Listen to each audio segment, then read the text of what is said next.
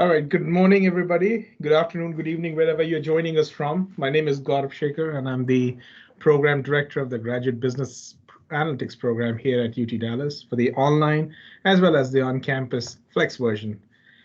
The agenda for today's webinar is very simple. We'll talk about the program for a few minutes, the need of the program, what the program can offer, and then simply jump into your questions because those are important to us, and hopefully we're able to take care of all the questions today. To start off things, can you go ahead and just in the chat share where you're joining us from for us to get a sense of how our audience is today?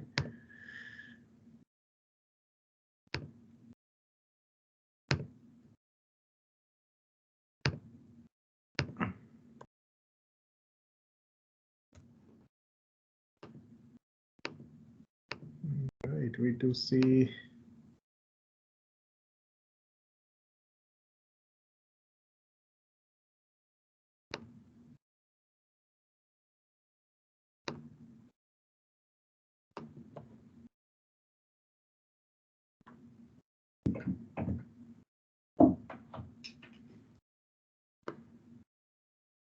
we have people from Cochin, Saudi Arabia, Chennai, Mumbai, Atlanta, Delhi,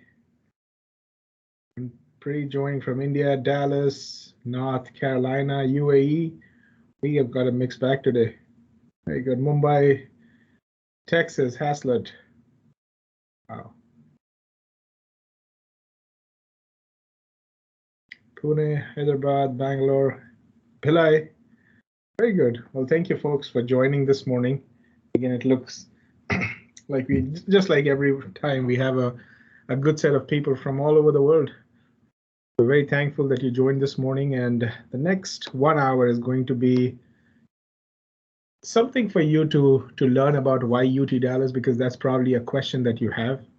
And then what can this program offer and where can it take you? I'm going to go back to sharing my screen here.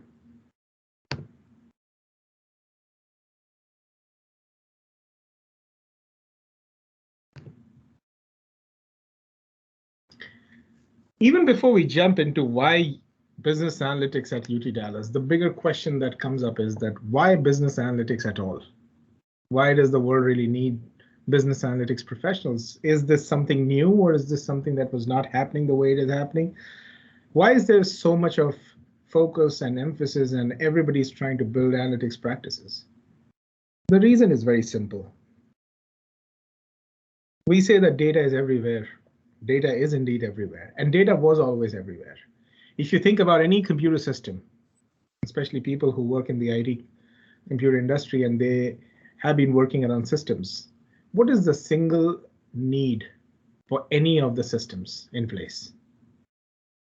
The only need for any of these systems is to manage data, provision data, archive data, store data, create data. So when everything is data centric, then why not decision making is data centric? Why did we have to rely on people's experience and hunch? Not saying that that's not important, but there was a big reliance on that for a long period of time before the industry leaders started looking into these historical trends to figure out where their misses were, where their hits were, what they excelled at and what they lacked at. Is there a way for us to know about historical patterns? Is there any cyclical pattern that is going to happen the same way over and over a year? And again, we will have no different outcomes if we don't change the way things are done. So a lot of focus was on data, and the biggest problem was that the speed at which these changes are happening, and again, it's not the companies who were trying to innovate, the organizations that were trying to innovate. It was the changing landscape of things from a consumer standpoint. So to keep up with that, they really needed these analytical methods to stay ahead of the competition, to stay ahead of the curve when they know what the customers need. Now, whenever they have such kind of needs, what they do is they will hire trainers and experts, and they come and they do workshops and crash courses in these organizations and then help their employees get those skills, or at least hope that those employees got those skills. But again, the way the whole world around analytics was evolving, Just doing some crash courses was not enough. A week-long session on analytics was not enough. And something more intense was needed. And that's where the industry turned to academia to help them with such kind of needs. And that's how business analytics programs started coming up. I mean, to be honest, the first program that came out in the US was in the year 2007. So it's not a very old field in terms of academic focus, but yet it is the fastest growing field right now. And where do we at UT Dallas factor in? We started our program in 2014. Right now, we are the largest business analytics program in the whole of North America. And we easily are one of the top, in fact, not only in terms of ranking, but in terms of the size, in terms of average salaries, in terms of the course offerings, definitely the number one program. In fact, the course offerings are so huge that there's no other program that can just match with us. Just to give an example, and we'll look at it in more detail, half of the degree, which is electives, you have to choose 6 courses from a pool. We have 71 choices for you to pick up your courses from. 6 courses out of 71. That speaks a lot about the kind of variety that is there in the program, and it gives you the ability to choose what you want to do. Now, whether it is the tech sector, whether it is the financial sector, whether it is new sectors that are adopting analytics like healthcare, oil and natural gas, real estate, analytics is everywhere needed. The demand is a lot, but there's a dearth of qualified professionals, which means that anybody who's investing their time and effort and money into this field right now to get this degree is right ahead of the competition, because not a whole lot of people are skilled enough to work in the analytics field. And that's what we see a lot of times when our students go and work on their internships, or they're working even as a full-time employee somewhere. They are very different from the rest of their team because the kind of skill set that they bring to the table, and our students, they see very rapid growth in those organizations just because of the fact that they have very specialized skill sets. The program has a lot of flexibility, not only in terms of the curriculum that I was just talking about, but also in terms of how many courses can you take, what type of courses you should take, in what order you should take.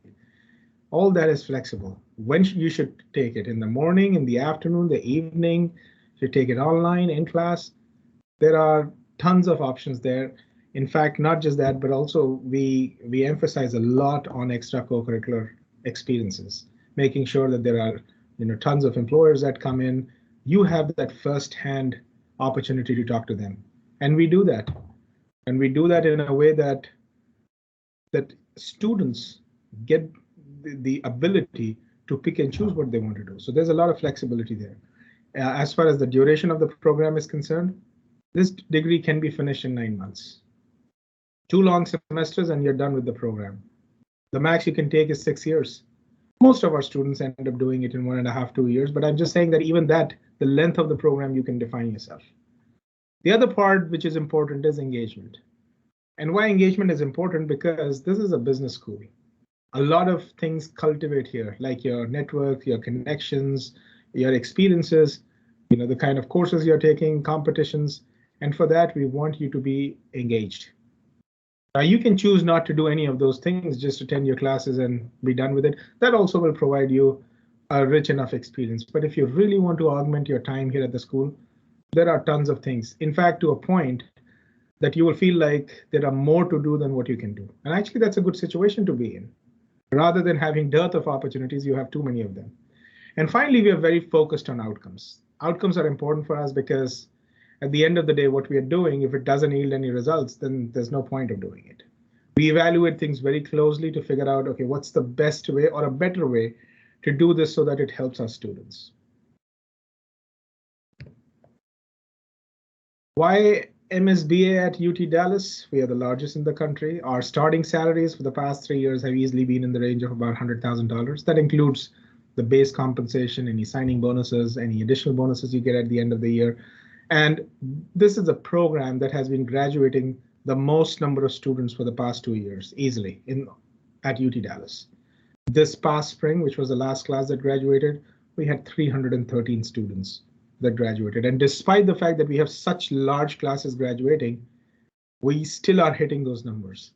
Our highest packages go in the range of 250, 260, 280K. Our students, a lot of them are hitting that ceiling of 150, 160, 170, and which talks a lot about the kind of jobs they're getting into, the kind of companies they're working with. I mean, we have partnerships with dozens of companies. And when I say partnership, it's not just like that we know somebody, but it's like they are on speed dial. If you want to call them, we can talk to them just by dialing their phone numbers and they'll pick up. That kind of connections we have. They come to our classes as guest speakers. They come and network with our students on a one-on-one basis. They are mentors in the program. They sponsor our competitions. They hire our students, and these kind of partnerships we have developed in the last several years that we have been here.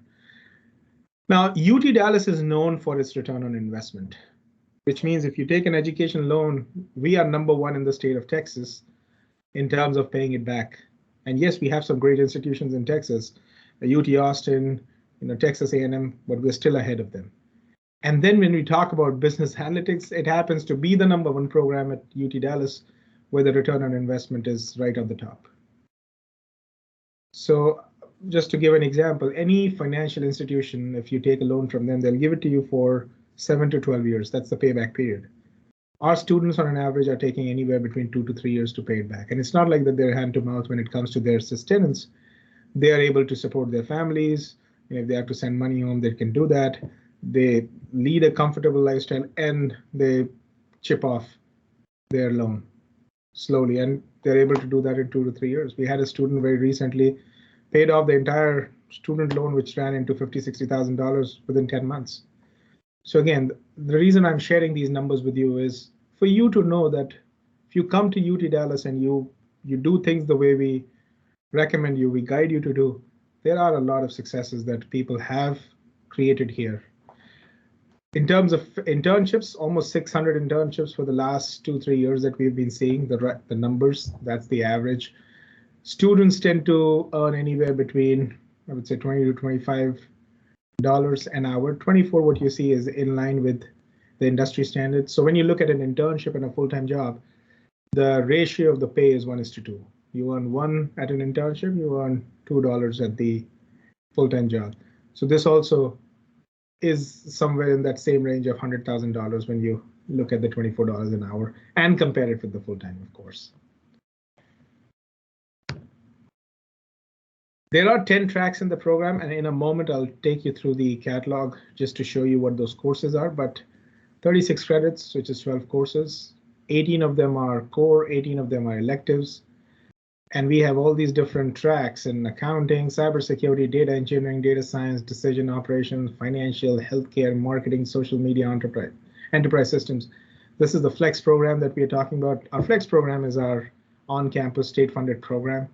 It's a STEM designated program. So if you're an international student and you're looking for that extended optional practical training after graduating, which is your OPT, you get 3 years on that. Another thing is that out of these 18 credits that you have as electives, you can take up to 6 of them from any program in the School of Management. In fact, I would say UT Dallas for that matter, provided that that course really aligns with the degree program. But if it's in the School of Management, you can pick any 2 courses from any degree program and still count it as part of your degree. So again, the flexibility part that you can choose what you want to do. Now, I have been talking about the program, but if you want to look at some first-hand experiences of our students, I would recommend that you go to LinkedIn and look for this hashtag UTDMSBA. Look at the content and you will see thousands of articles where people have posted their first-hand experiences about working in their different companies as interns, full-time employees, or they're participating in events, competitions, and they're posting about it. And this is something that is, it's unmoderated. So this is the student's own reflection. It's a good way for you to know what our students are doing. As I said, there are 3 different tracks: Flex, Cohort, and Online. Flex is our program which has the maximum flexibility in terms of your coursework. The same modality is there: face-to-face, online, self-paced. And it's a state-funded program, which means, let's say you become a TA in the program, and you are an out-of-state student, you get an in-state the tuition rates. GRE GMAT waivers are available for fall 21 and spring 22. We are still open for fall 21, even if it's a late application. But spring 22, the regular application deadline is October 1st. The deadline for the scholarship also is October 1st. By the way, if you are requesting a GRE GMAT waiver, then we can consider you for an admit, provided you get that waiver. But if you need a scholarship, you would need to submit the GRE GMAT score. Let's say that you're planning to write your GRE later on, but you want to still submit your documents for an admit. You can go ahead, request the waiver, and later when you have your score, you can send us the score and still apply for the scholarship. So what is the deadline for spring is spring of 22. For spring of 22 is October 1st. I would still recommend that have it submitted somewhere in mid-September, because the earlier the better. Hi, Shekhar. I have a question regarding the admission. Do you mind just giving me a moment, Roja? And please, if you have questions, if you can put them in the chat, that'll be great. We would love to let you guys unmute and talk, but the only problem is that leads to a lot of different tangents on which we'll have to go. So it's better that we take your questions in the chat. My apologies for that. But then the application requirements are that we need your GRE GMAT scores, of course, as I just talked about it. In case you want a waiver, please go ahead and send an email to jsomgradvising@UT-Dallas right after you have applied. Make sure that your application is in. We need your transcripts. Unofficial ones are okay for, let's say, or admit purposes, but after you're admitted, you'll have time to send your official transcripts. Now, we do have an online service called TrueCopy, through which institutions are connected on that and they can send transcripts, or the traditional method of having attested copies put in an envelope, you stamp it, seal it, stamp it, and have it sent to UT Dallas.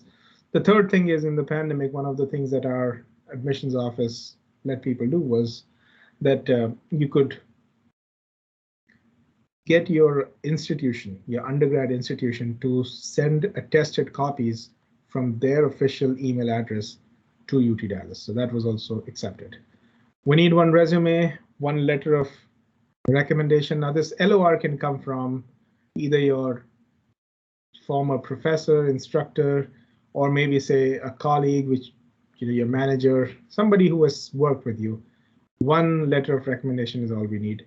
The personal objective statement or your statement of purpose or the essay. In different universities, they call it different things, but this is the essay. A one-page document, double-spaced. All we need to know is what prompted you to apply to this program and how does this degree factor into your future.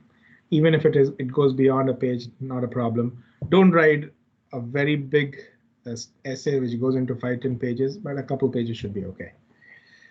We do not have any application fee waivers, if that is one of the questions. But if you are an alum of UT Dallas, then yes, we do offer you application waivers. The deadlines are right here. October 1st is the next deadline, regular deadline. Now we do accept applications even after the deadline, up to, I would say, a week until the start of classes. There's only a $75 late application fee that is assessed, and we will still accept your application.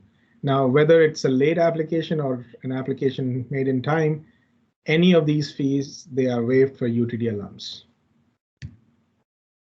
Our contact details, my direct email address and my direct line here, and our program manager, Sylvia Leventhal, is her details are mentioned right here, but you can send us questions if you have anything that you want to talk about in terms of the program. Before I let you all start with your questions, I just want to show you our catalog, our curriculum here, to just kind of show what kind of courses we have. So our core courses that every student has to take. In any analytics practice, there are 3 questions that anybody will ask you. And that's all that matters really to anybody in terms of decision making. What happened with data? What will happen? And What do you recommend? What happened is taken care by the advanced statistics class that we have. What will happen is predictive analytics. And what do you recommend is prescriptive analytics. And then we have a flavor of econometrics because stats and economics is what really matters to people when they're looking at making money. There's a database foundations class and also a business analytics foundation class, which you can choose with SAS or R. But what I'm trying to say here is our core is designed in a way that it doesn't matter which company you work with, you have that confidence to work very well in those positions. See, at the end of the day, if you are not confident with your degree, then there's a problem. And we, despite the fact that a good number of our folks don't really have any CSID background, they come into the program and they graduate with excellent scores and a lot of know-how about this degree. See, the good thing is business analytics can go with any domain. Whether you have prior experience or not in CS or IT, doesn't matter. It can encapsulate very well with whatever industry you're talking about. And then we have all these different courses. Every track has 7 to 10 courses that you can take from. And data science, data engineering being our very popular tracks, RPA, cloud computing, machine learning, natural language processing, big data, deep learning. I mean, these are just from a few of the other ones that we have. Now, a very unique thing that happens at the university is, I'm going to share that with you in a second. Yes, there you go. So we also offer graduate certificates in a lot of different areas. So applied machine learning is the one that we are launching this fall. And it's not like those courses have not been in place. They have been in place for quite some time. But these 4 courses that you see, these 4 courses, when you finish them with an average 3.0 GPA or an average grade B, they lead to you getting this graduate certificate as well. It's a diploma by a state university and hence has a lot of weight by itself. The other better thing is that because these courses apply to your degree, when you sit in these classes, you actually get credit for your degree as well as the graduate certificate. And the third and the best part about this is you don't have to pay anything extra for this. The tuition that you pay towards your degree program, that applies to this graduate certificate as well. In fact, if you're taking a course and let's say you are in multiple programs and that one course applies to multiple programs, you get credit towards all. It's not like that you have to multiply your tuition for each of the program. Now, there are people who are coming into the university just for the certificate, and they're paying, depending on their residency, anywhere between $10,000 to $20,000. That depends on the residency. But for you, who are a degree-seeking student, the only thing you have to make sure is that you take these courses. Now, another good thing is BA with R and Advanced Statistics. Both these courses are core courses, which means you have to take it irrespective of whatever you're doing. So half of the degree would be anyways covered. Half of the graduate certificate would anyways be covered. And then you'll be just left with the fact that, okay, if you want to go the machine learning route and you want the certificate, you can take these 2 courses, machine learning and NLP, and that's all you need. So I think that's a good way of maximizing on your experience as well as the value of money that you're getting back. So I just wanted to allude on that. We also have a few other certificates in healthcare, cybersecurity, enterprise systems. This is BI and data mining, and all those courses are part of our curriculum, are part of our catalog for the business analytics program, so it all counts. Okay, I think we can jump into questions right now. I don't know if you were able to put your question in the chat. Let's see. I don't know, my chat is not loading up here, but I can do it from.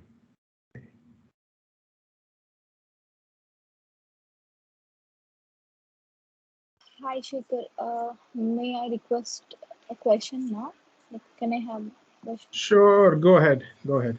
Yeah, so like I had my admission for MS FinTech in UTD. Okay. And now I'm planning to switch the course to BA. So do I have this possibility for the current intake? What semester was it? Fall semester. Fall 21? Yes, yes, Shekhar. Okay, Roja, if you can send me an email about it, we can work it out because there are certain things that we'll have to see. How do we switch your program? But I can definitely discuss some options with you. Yeah, Will that sure, be Shekhar. okay? I'll do that. All Yes, right. yes, yes. Thanks. I'm going to take Thank some you. of these Thank you. courses, these questions that I see in the chat here. So, Saad, required score of GMAT for scholarship. Well, again, our average GRE and GMAT is 310, and GMAT goes around 650 to 670. But for scholarship, it's always higher. Again, another thing is it depends on the pool of people that are applying. So depending on how that pool is, we come to a conclusion as to what that number would be. There's no fixed number. There's no number that says that you'll get the scholarship. There's no number that says that you won't get it. It all depends on how these people are, the applicants. Manpreet, are there scholarships available based on IELTS score and work experience? Like I do have an experience. Okay, there are two things here, and Manpreet, I'm glad you asked that question. The English proficiency, just a minute, folks, let me mute it. Please, if you're unmuted, I would request you to please mute because there's always this background noise. Thank you. So the English proficiency is not required by UT Dallas if the language of instruction in your undergraduate institution was English. Unless it was not English, that's when we need IELTS, TOEFL, we accept Duolingo as well. But if it was English, you don't need to submit that. The second thing is yes, we do take into account your work experience, your letter of recommendation, your scholarship essays, all that is taken into account. But the number one thing that we start with is your GPA and your GRE or GMAT score. The reason why we have that emphasis on GRE or GMAT is because depending on different universities, they have different scales. Getting, let's say, an 80% score in a certain university might be very challenging. And yet, if you hit that 80%, that means that you're probably the topper of the university. In another university, maybe getting an 80%, every average student gets that. So again, there is no way for us to really match those scales or compare those scales. It's apples and oranges. And that's why we use a standardized test across our candidates that are receiving a scholarship, because either it's a GRE or a GMAT, and whichever you take, we can convert it to the other scale and know, what your academic abilities are. But yes, the entire package is looked at. In fact, even for admission, there is no one thing that can confirm an admit, and there is no one thing that can deny an admit. Sometimes there are people who have had certain challenges from an academic standpoint. Let's say, the scores were not great, but then their work experience has been very good. The kind of letter of recommendation that we got was amazing.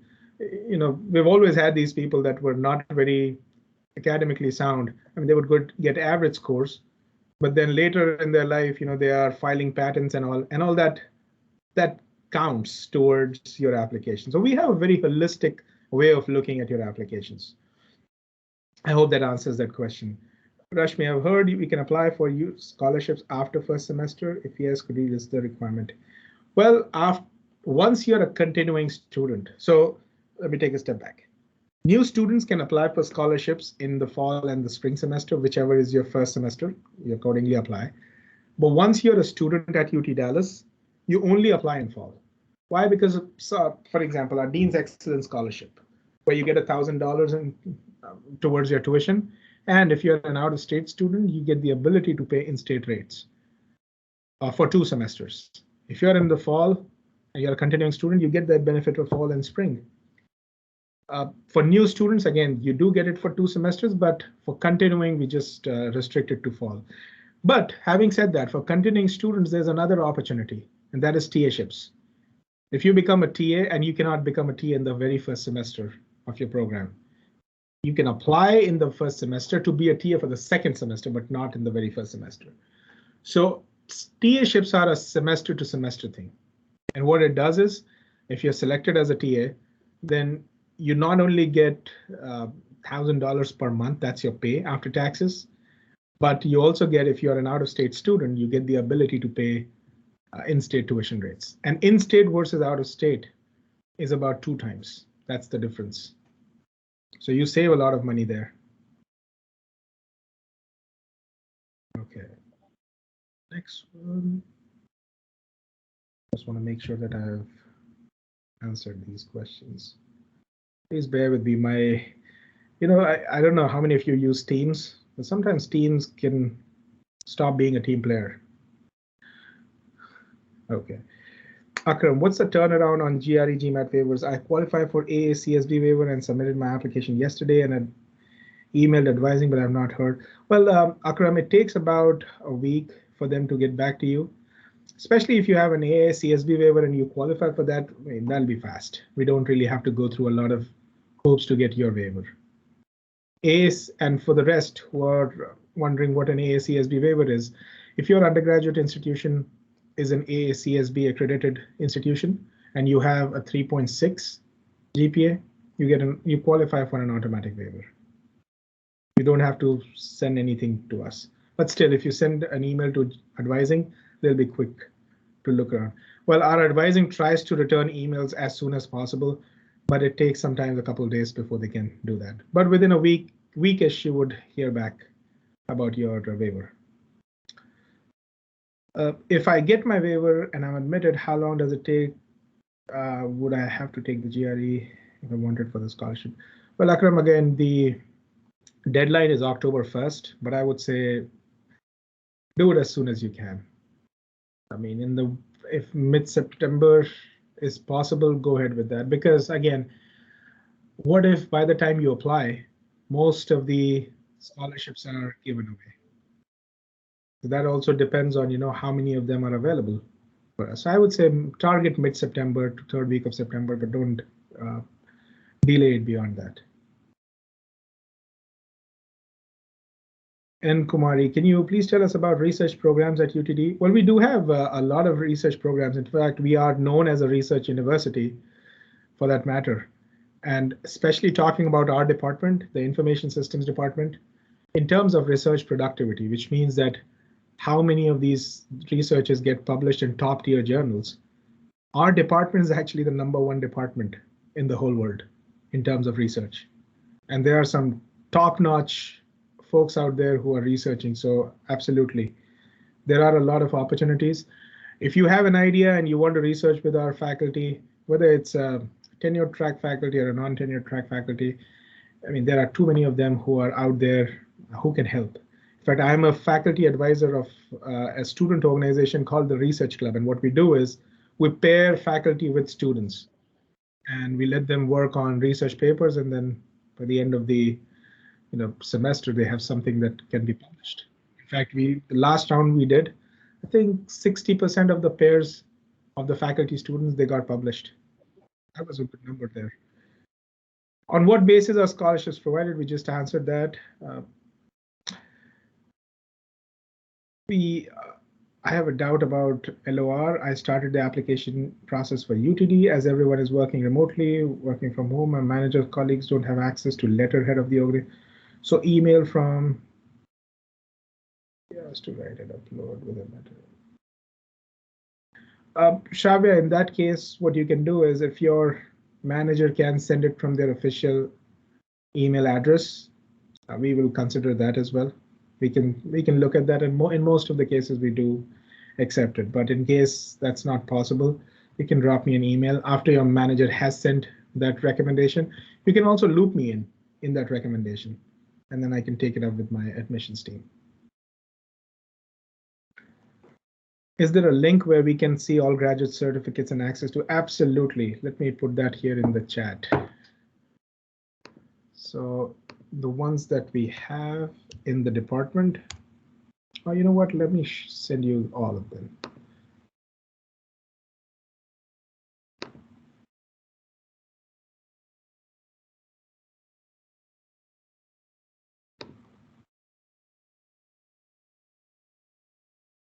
And if you look under information systems, you will find all the ones that apply to us in the program. I'm not saying that you cannot take the other ones. You're always free to do that. I've just put it into the chat. Okay. What is the pros and cons of having a batch of 550 plus people? Well, I'll talk about the pros first. No, if we are not so big, we cannot offer you the kind of classes that we do. When we look at our competitors, their classes are 70 students, 60 students, 40 students, maybe the whole batch is 100. And that's why they have 1, 2, 3, 4, maybe electives that they can pick from. The ability to give you the option of 70 electives is because of the batch size. The other thing that you have to remember is it's not a cohort style stuff that everybody enters the program at the same time and exits the program at the same time. That doesn't happen. You still take the courses that you want to take. You still attend the classes you want to take. So technically there's no correlation of how many students are coming into the program and whether they will have any sort of different academic experience. Let's give an example. We are having a big class this time. More than 400 students are going to join us in fall. And some of the courses that they need in the first semester, let's say the database class. Because we have a big number of students coming in, the number of sections also are offered accordingly. To make sure that anybody who needs that class gets that class. So I feel that we have a very flexible model where we are able to satisfy what our students would need. And I think that big program helps us with that. The second pros is, see, when you talk about jobs, internships and all, there's nothing called, oh, this job is only for UT Dallas students, because any job that is out there is open to the entire country. So it doesn't really matter which institution you're part of, you're still competing for the same jobs.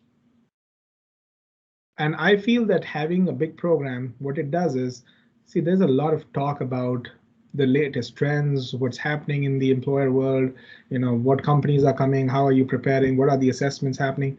There's a lot of stuff that you're part of, live discussions that you're part of. So it kind of keeps you on your toes as to what you really need to do to be successful. And I think all these things result into a lot of resources by itself. If you had lesser people around you and there wasn't any much talk about what was happening, there wasn't any, I would say, invigorated discussions about it just because it's a small program, then it would be a very different experience.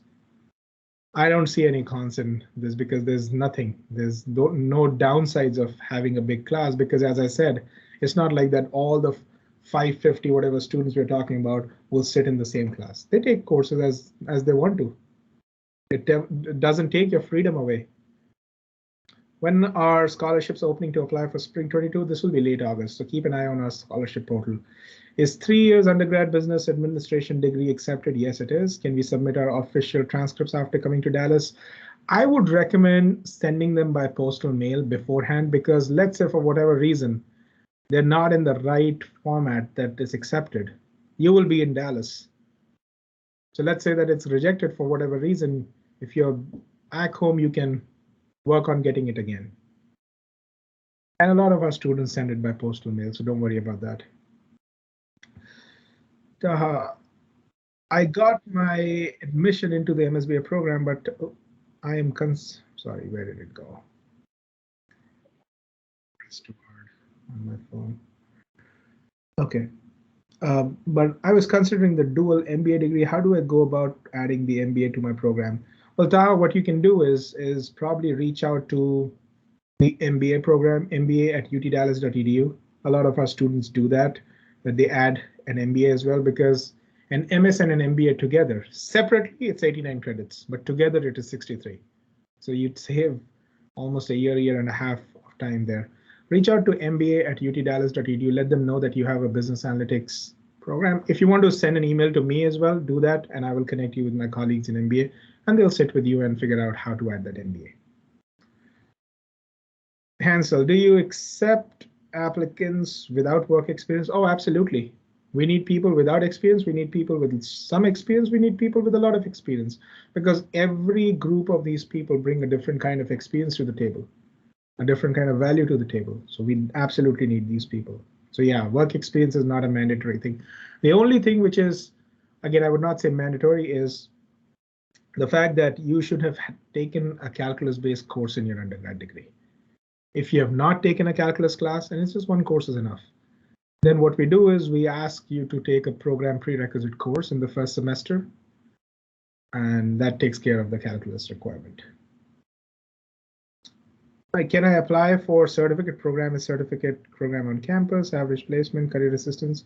Yes, you can only apply to this certificate program. You just have to make sure that if you're planning to come to the US, you just run it by our ISSO in terms of your CPTOP. Definitely, I think they can issue I-20s. They can.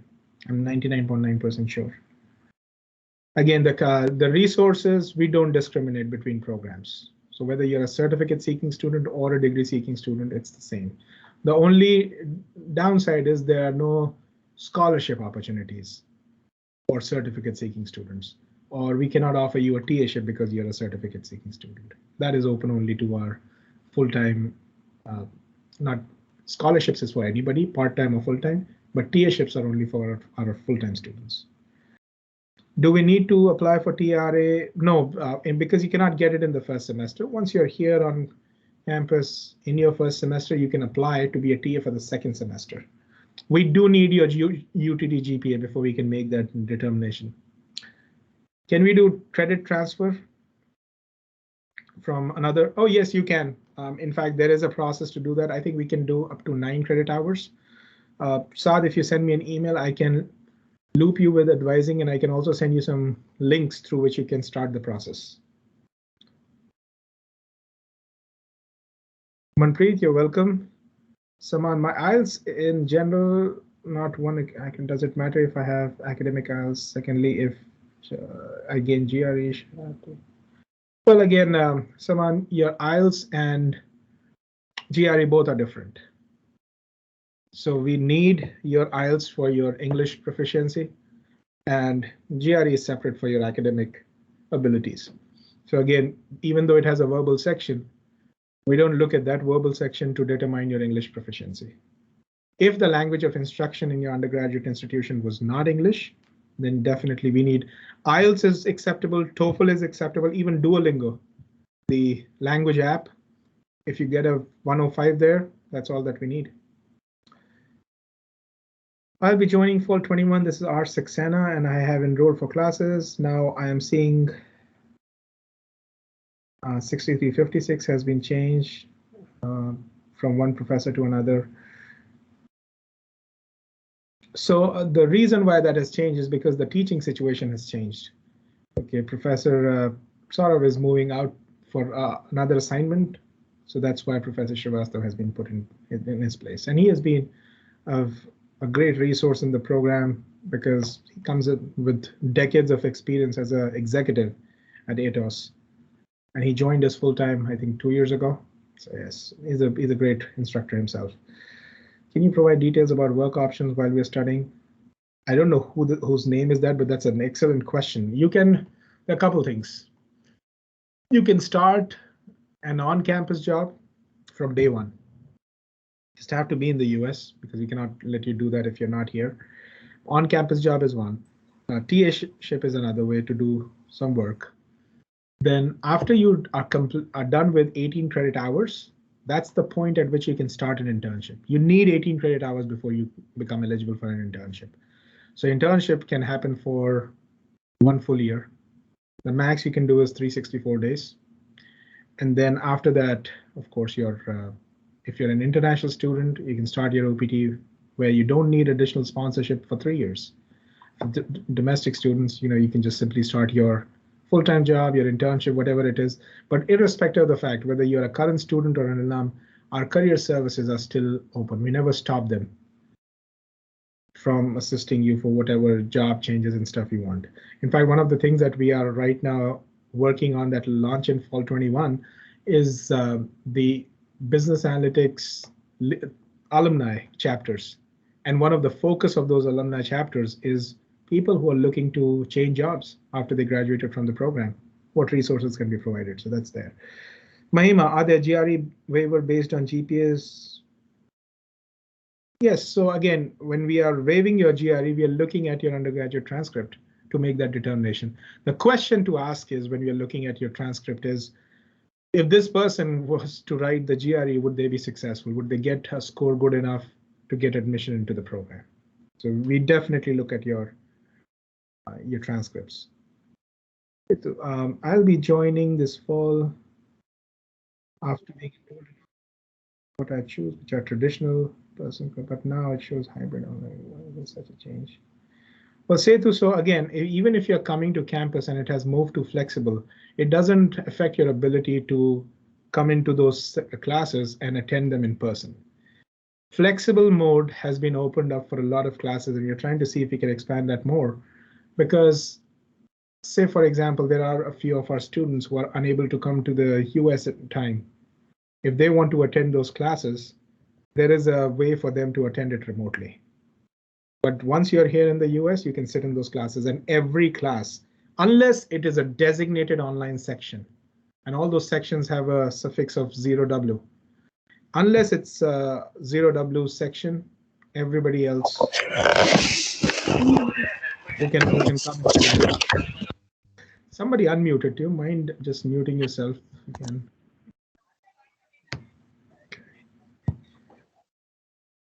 What are the requirements for TA? You can let us know the number of students admitted for each entry, the competition for assistantships. Well, again, need a 3.4 at least in our department, GPA. You should have got an A. You should have been a good student in the class. And when I say a good student, see, let's say there are 60 students in a class, 15 of them get an A. Are you number 15 or are you number 1 or 2? And even if you are number 1 and 2, do you have the ability to really work with 100 and 150 students that you will be working with as a TA? See, a TA-ship is not an academic reward. It's more like, do you have the capability to academically as well as from an administrative standpoint, take care of multiple sections which may have about 100, 120, 130 students. That's what the TA-ship is about. But yes, some of the minimum criteria that we have is definitely a 3.4, and whichever course we are assigning you as a TA, you should definitely have an A in that class. Okay, I've heard, this is Manpreet's question. I've heard about Texas that there are no taxes incurred, and this is the only state of USA. However, you just mentioned about deduction of taxes. We're not sure about the scenario. Secondly, could you please share the overall MSBA fees that a candidate has to pay without scholarship and living expenses? Good question. Now, there are two types of taxes in the US. One is the federal tax, which in other words is the national tax, okay? The federal government. And the other one is state taxes. Texas doesn't have state taxes. And that is where you save, because again, let's say California, on top of the federal tax, which is 8.25%, there is another 15, 20, 23, whatever the slab is that you end up paying. That is not there. No state taxes in the US. You still have to pay taxes, of course. I mean, if there was absolutely zero tax, everybody would just move to Texas. But yes, there are those taxes. It's a little bit. And people who go to New York and California and they have all those massive taxes to pay there, they end up paying almost a third of their salaries sometimes just in taxes. The MSBA fee depends on a lot of things. Now for the flex program, the more courses you take, the per credit hour rate goes down. So let me share my screen to answer that question, and that way it will be better. So, and I'll also show you how you can get to that point. So let's say, just look for tuition UT Dallas, okay? And then go to the first link. That's the second link called tuition plans and rates. Plans, tuition rates, variable rate rates. What you have to see is, first of all, how many credits are you taking? Each course is 3 credits. In the first semester, there is a 1 credit course as well called professional development. So let's say you're going for 3 courses and the professional development, which is 10 credits. You have to now look at what the resident fee is, which is Texas residents will pay $8,133. This fee will be paid by, and this is per semester, this will be paid by Texas residents. This will be paid by students who get a scholarship and they have the ability to pay in-state tuition. Or if you're a TA, you will pay this rate. If you don't have any scholarship, if you don't have anything else, Then this is the non-Texas resident fee. So almost 2 times. Now the niche thing here to know is after 12 credits, let's say you take 5 courses. Your 5th course is free here. Your tuition will not increase after the 12th credit. And there are people who sometimes take 5 or 6 courses, and generally don't recommend that. But if you end up taking that, anything after 12 credits is free. So depending on your per credit hour rate. Now, other thing I wanted to show was, so look at this. For 1 credit, the rate is 2,437. For 2 credits, it is 3,900, which is almost what, $2,000 per credit. Except for 2,400, it's about 2,000 now. 3 credits, it's about 1,800 per credit. 4 credits, it's about 1,600 per credit. So you see how the per credit hour rate goes down as the number of credits increase. The other thing to know is, on top of this tuition, for every credit that you take, there is a $100 fee, which is a JSON fee. I mean, every school has their own additional fee. So let's say if you had to take, you are a JSON student and you are a JSON student, and JSON is nothing but the Jindal School of Management, where the analytics program is. 10 credits means that there's an additional $1,000 here. On top of this, you have your, so for books and all, honestly, there's not a whole lot of expense. I mean, in most of the cases, people sometimes they end up spending $500 to $1,000 throughout their program for books and other stuff. Most of the materials are available are made available by the instructor. You have books available through the library. I mean, really don't end up spending too much money. Okay. The health insurance is about $1,300 per semester. And the good thing is it's one of the best top tier health insurances available in the country. One thing to know is in the US, you have to have a very good health cover for whatever reason. I mean, you know, if your health takes a downward turn, you might end up with bills in the range of $50, $60, $70,000 if you don't have any insurance. But your insurance really covers you with all those kind of situations. Hope that doesn't happen. But unfortunately, here and there, you know, we do have a few students that have serious health troubles, but because of the insurance cover, they don't have to pay any of that. It's all covered. It's very minimal fee that they end up paying for that. Living expenses, and this is based on it's again a lifestyle thing. But what my international students tell is anywhere between $400 to $800 a month is sufficient, which includes your rent, your utilities, your say any other expenses that you may have. That all is okay. But as I said, it's a lifestyle expense. Let's say if you're a domestic student, you have an apartment or a house, you know, that's another thing. You have a car that you're traveling with. But technically, that all depends on how you live. Okay. What else is there? Any disadvantage of taking spring intake over fall? Not really. This is another myth that is out there. Now, there are a lot of institutions that don't have spring admits, and they tend to create their curriculum in a way that they force you to take certain courses at a certain point of time only.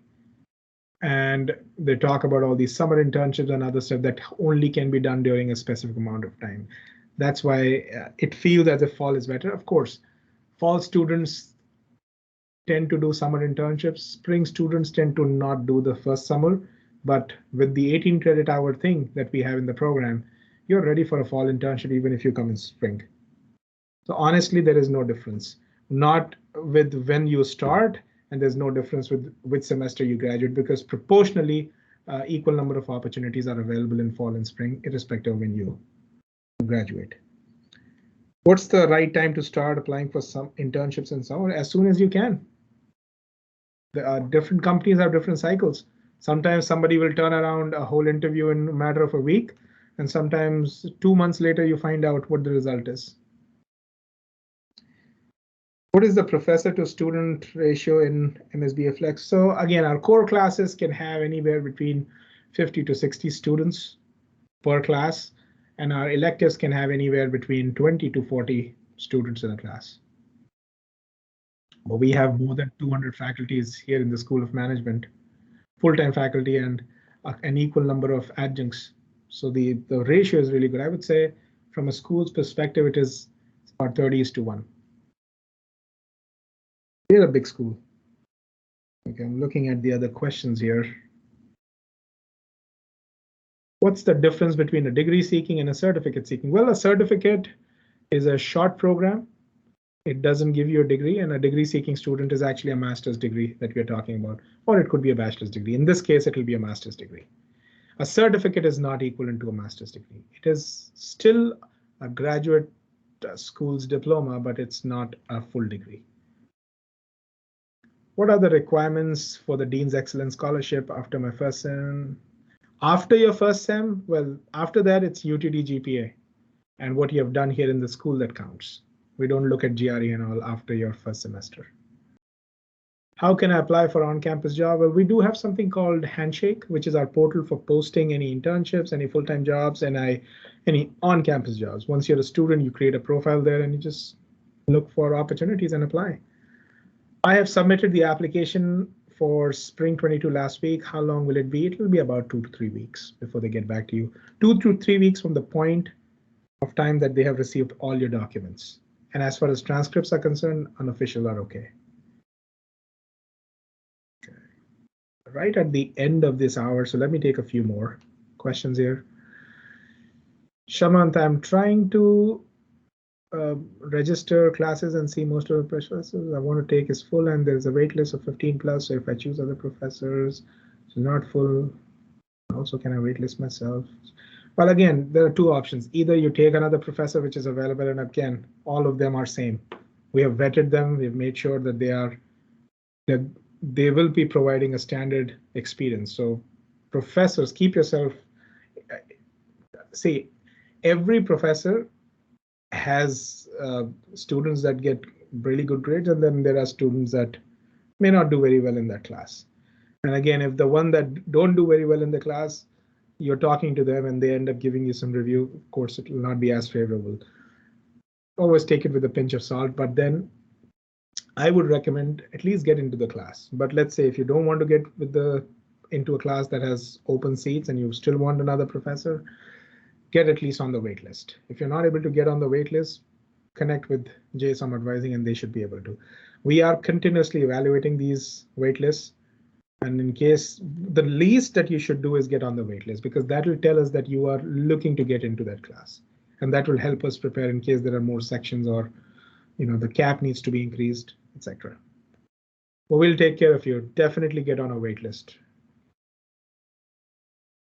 Okay, can you confirm what is the last day to drop a class before incurring any penalty? Well, for this, again, before August 19, this is for fall. You drop those classes and you should be good. Another thing I would do is bursar@utdallas.edu, reach out to them to know what your schedule would be for a full refund in case you're dropping classes. Now, again, depending on how many classes you drop, whether some of them or all of them, there is different kind of refund that you can get. But since August 19 is your deadline for, and I'm talking about fall 21 students, drop it before that if you have to. But do drop it. If you just leave it and it goes past August 19th, you will be liable to pay fees. Do we have any other departmental orientation apart from JSOM and international? Well, you will have it the day the JSOM orientation happens. First part is Dean Powell, and then it will go to the department, and we'll talk about those kind of things. Manpreet, you're welcome.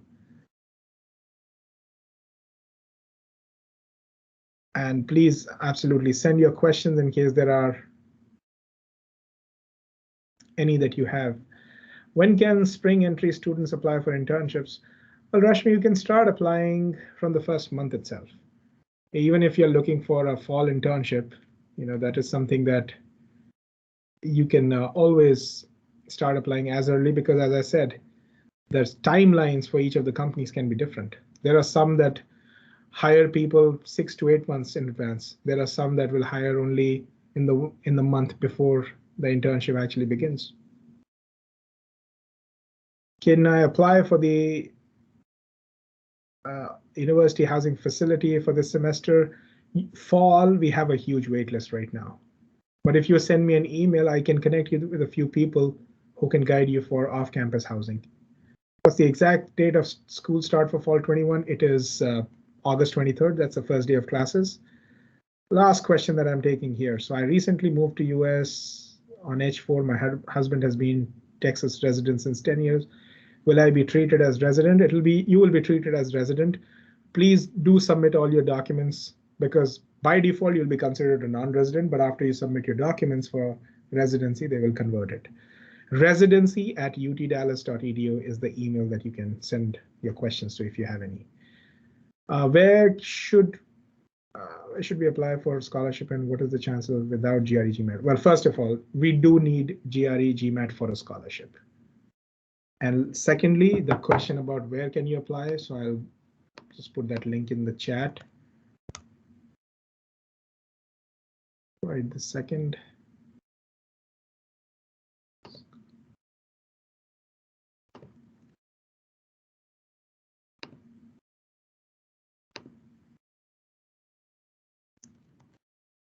And this is for the Flex program, so please go ahead, submit your application as well as the scholarship app for the program.